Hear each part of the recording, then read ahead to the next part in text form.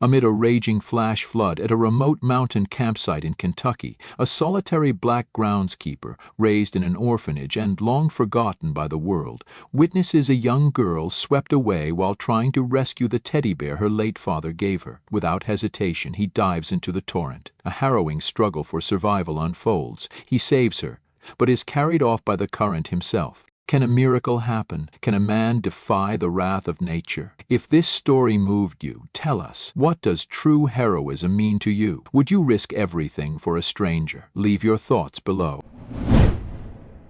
The sun rose slow and golden over the Kentucky mountains, bleeding light through a lattice of towering pine trees. Mist curled around the roots of the forest like it was breathing, heavy with dew and silence. Somewhere nearby, a river twisted through the rocks, its surface glassy and calm, interrupted only by the occasional leap of a trout or the splash of a skipping stone.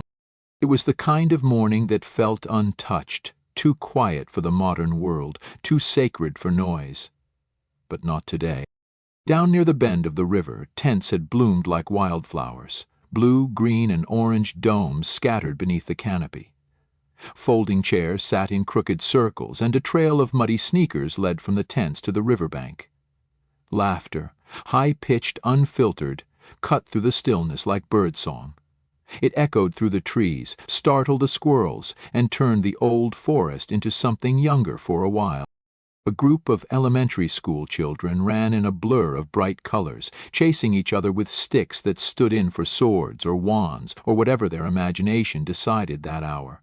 Their teacher, a woman in her early 30s with a long braid and a sun visor, stood nearby, trying and failing to maintain some semblance of order. Her voice carried, but the forest was bigger than discipline today, and standing at the edge of the clearing, half in shadow, half in light, was Jamal.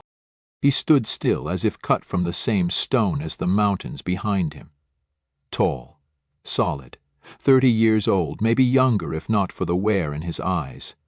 Skin deep brown, hands calloused from work, boots covered in old dust and new mud. He wore a faded gray work shirt, the kind with a stitched name patch that simply read Jamal. The shirt clung to his frame, damp with sweat from the early morning tasks, repairing a broken latrine door, checking the generator, clearing a fallen branch from the access road. But now, for the first time that morning, he stood still and watched. His gaze followed the children like a man studying ghosts. There was no smile on his face, not at first. Just a quiet curiosity, and something older, something like longing, though he would never call it that. His eyes lingered on the smallest girl, maybe 6, who wore her backpack even while playing. She kept clutching a stuffed bear that looked like it had survived a dozen wash cycles and a few heartbreaks.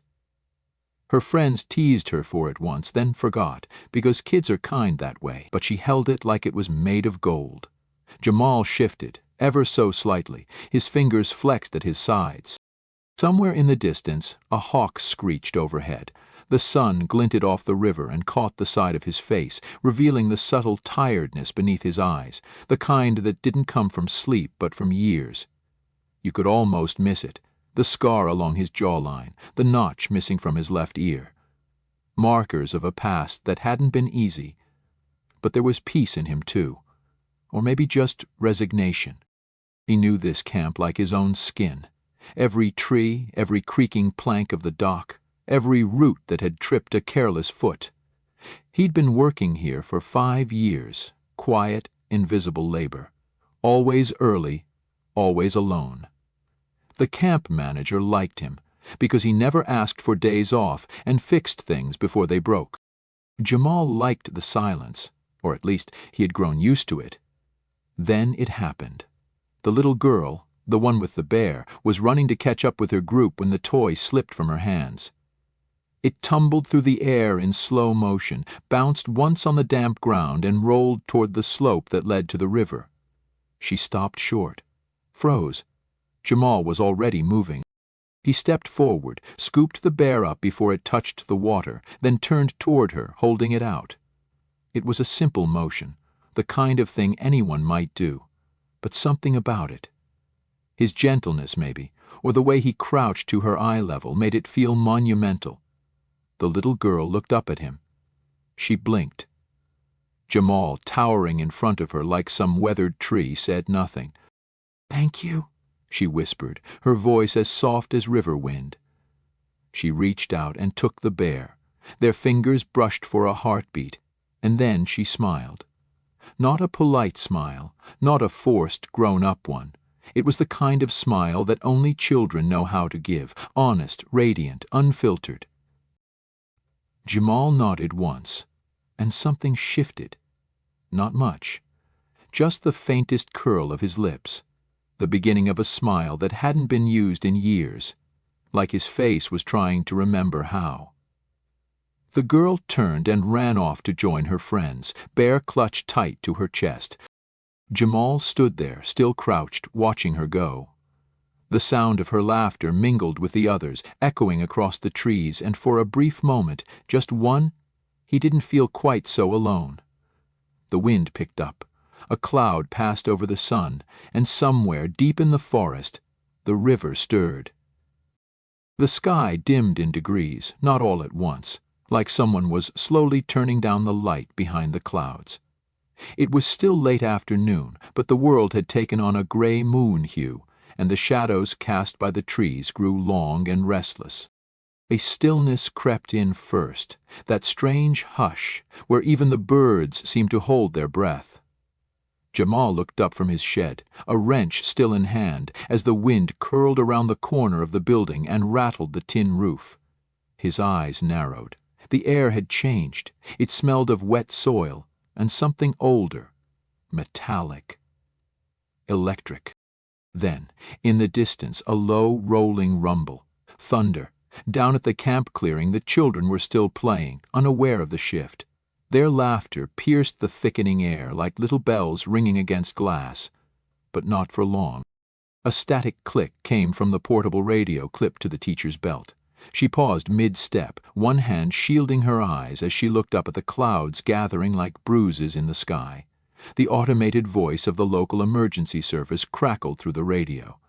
Severe weather warning in effect for Breathitt County and surrounding areas. Flash flooding likely in low-lying regions. All outdoor groups are advised to evacuate immediately. He didn't hesitate. "Kids!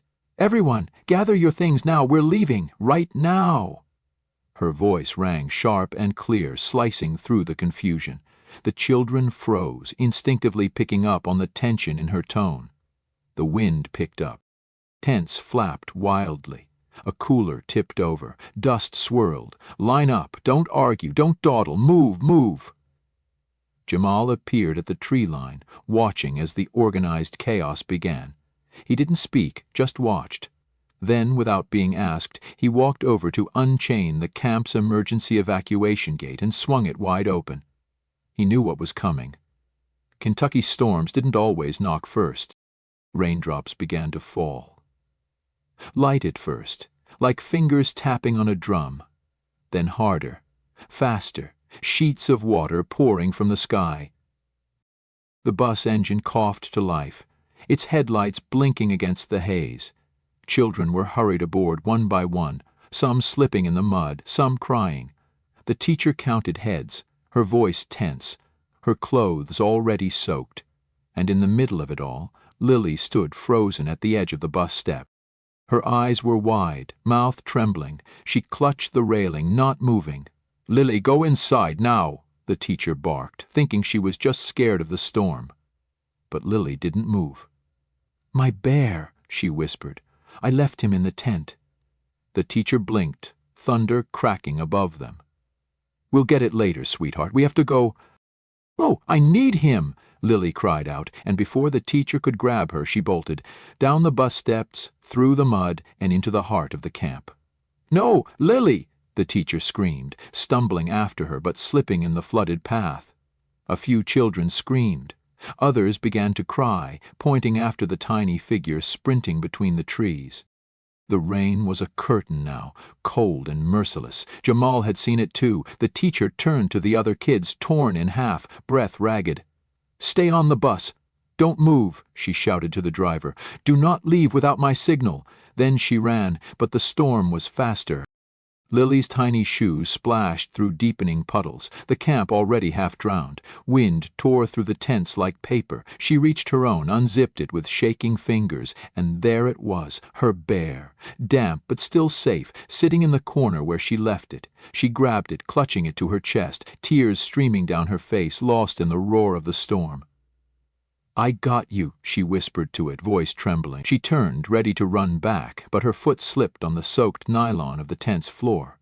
She stumbled outside, and the ground beneath her was no longer solid.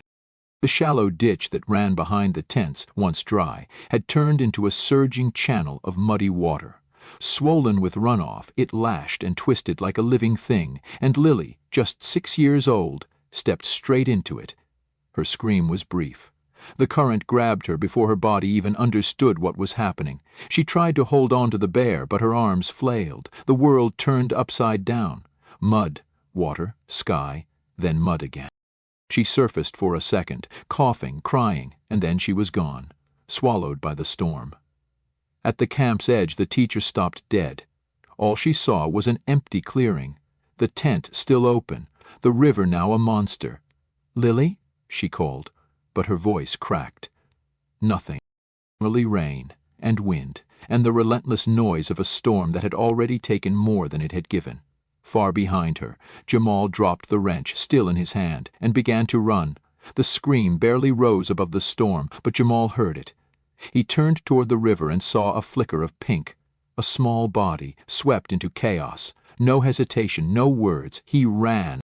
Rain hammered his back. His boots sank into the mud, slipping on roots and loose gravel. Water was everywhere now, pouring from the sky, rushing in rivulets beneath his feet, roaring ahead in the swollen river. Lily.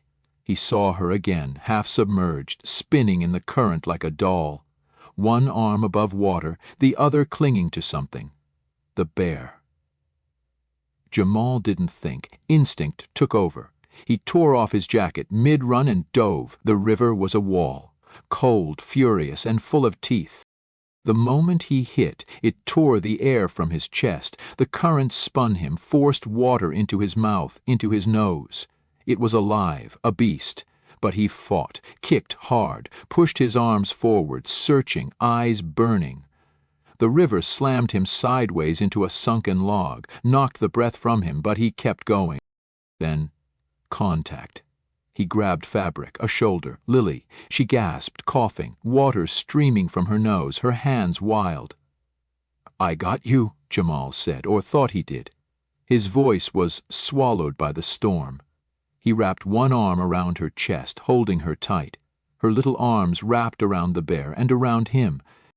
They spun again. The river pulled at them. Debris rushed past, branches, plastic, a floating cooler. Thunder cracked above them like the sky was splitting open. Lily screamed into his chest. "Stay with me," he shouted. She nodded, eyes wide with terror. Her tiny fingers gripped his shirt with surprising strength. Jamal kicked toward the bank, but the river dragged them sideways. He tried to turn, but his foot caught something underwater, a root or a jagged stone, and pain shot up his leg. They were drifting faster now, the current building. The river had left the forest and taken the road. The trees blurred. Rain pounded harder. Suddenly, a flash of rock, a low-hanging branch, a submerged boulder. They slammed into it. Jamal's forearm scraped down the stone, a deep ripping pain. Blood spilled instantly into the water, hot and sharp. He bit down a cry and used the moment to leverage Lily up higher against his body. I've got you, he kept whispering, though his voice was shaking. The girl didn't speak. She just sobbed, her face pressed to his shoulder. The bear was crushed between them. His left arm burned, torn open from elbow to wrist. He couldn't feel 2 fingers anymore. Still he held her. The river bent ahead, and there, through the rain, a chance. A massive downed tree, uprooted and lodged between boulders. One end dipped into the water, the other rested against a rock shelf. "Hold on," Jamal breathed. He angled their bodies toward the log, kicking weakly, steering them with the river's fury rather than against it. It worked, barely. They collided with the tree, and Jamal grabbed on. The bark was slick, the angle bad. He nearly lost grip, but his right hand, the uninjured one, locked around a notch in the wood. He shifted Lily, bracing her against the curve of the trunk. "Climb up," he coughed. "Come on, up." The girl stared at him, soaked to the bone, cheeks pale. But she obeyed. Small hands scrambling for hold, she crawled, shaking, onto the top of the log.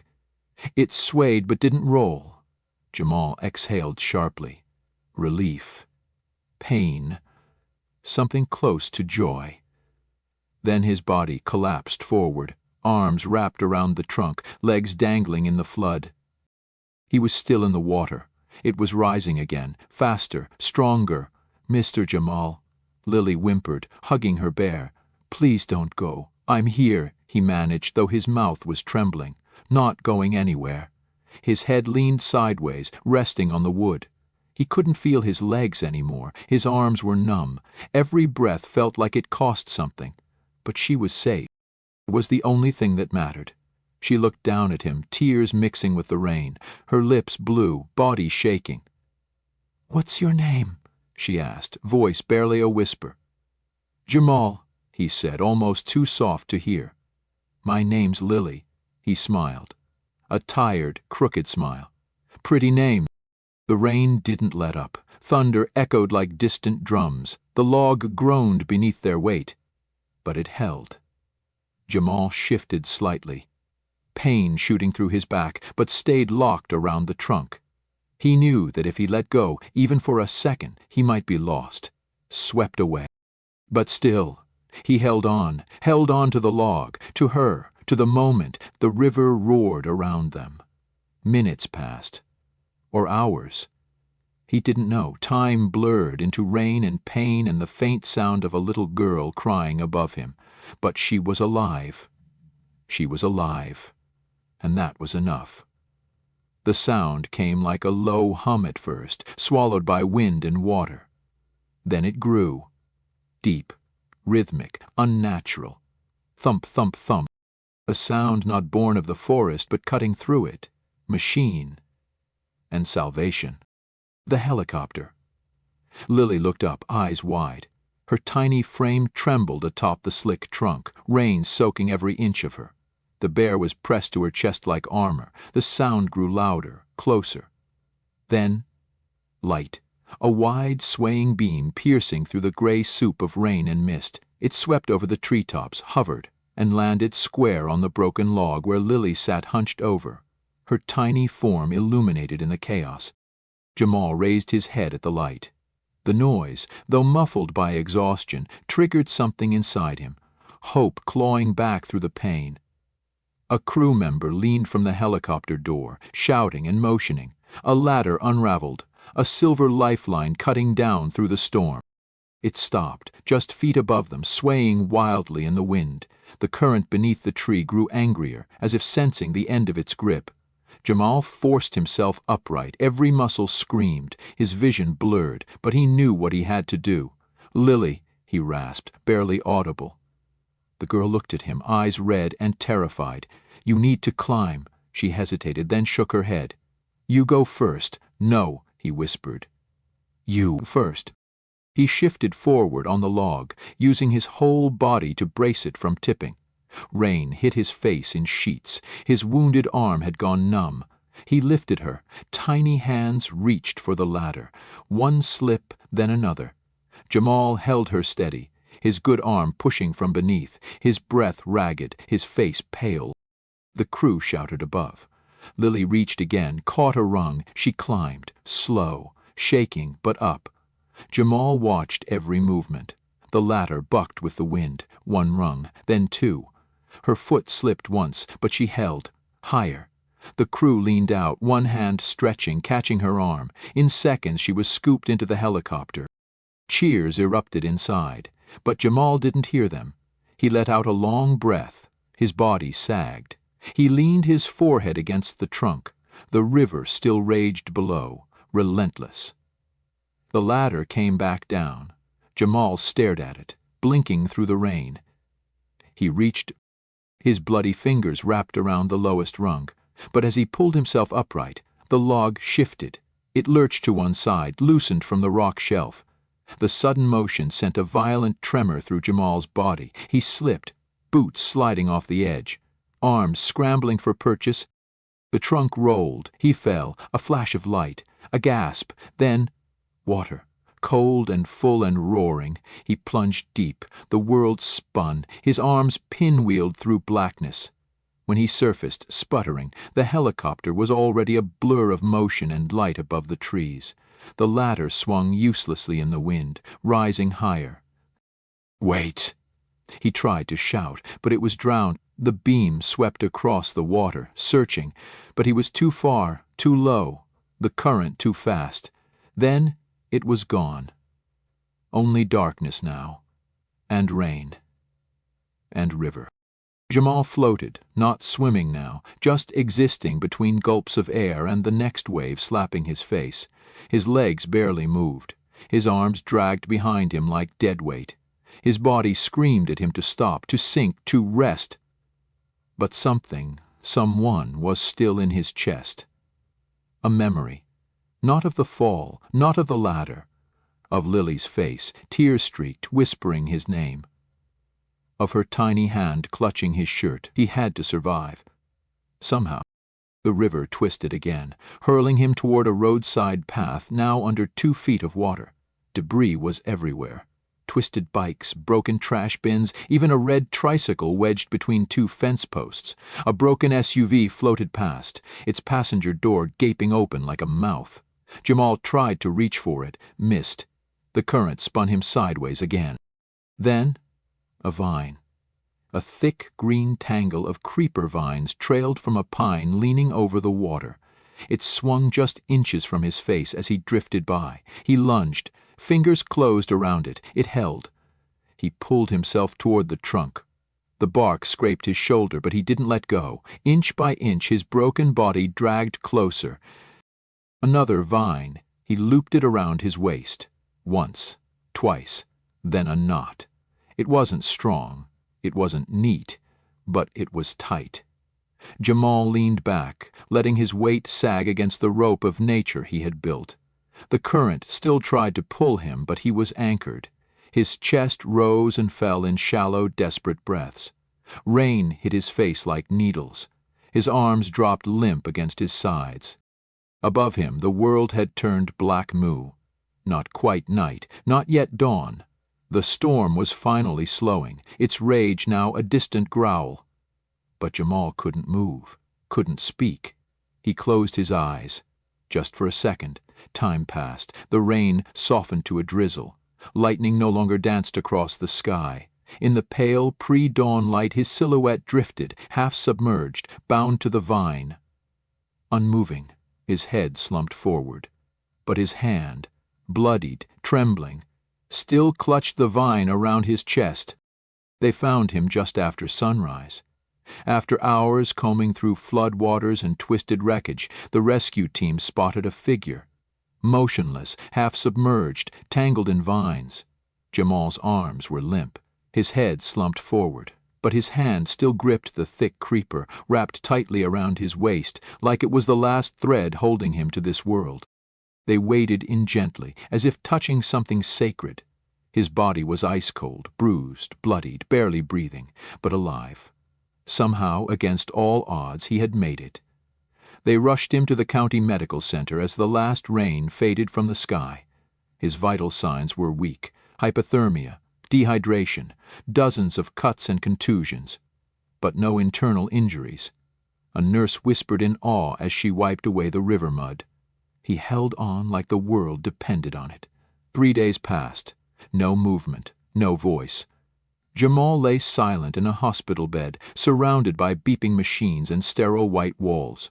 Nurses came and went, checked his pulse, changed his dressings, but he didn't stir. Then, on the 4th morning, he opened his eyes. The world was quiet, pale with early light. Outside the window the storm had passed, leaving only the hush of damp air and the distant chirp of birds returning. Everything was still. The first thing he saw was Lily. She sat beside his bed, hugging her tattered stuffed bear. Her cheeks were puffy from crying. The moment their eyes met, she gasped. "Mr. Jameis," she whispered, her voice trembling with relief.